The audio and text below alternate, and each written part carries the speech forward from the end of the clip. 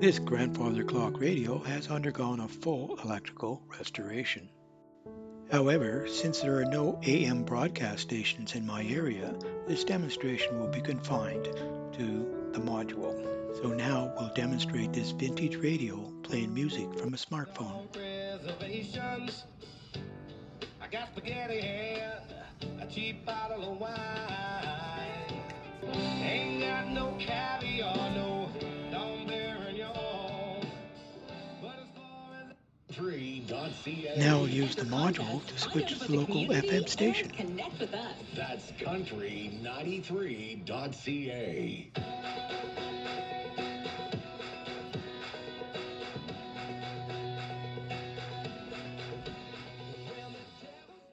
These radios are quite rare and collectible today. Working examples in good condition can fetch several $100s or more at auction. Their combination of functional clock and radio in a striking tall cabinet makes them a unique artifact of the early 1930s design and technology.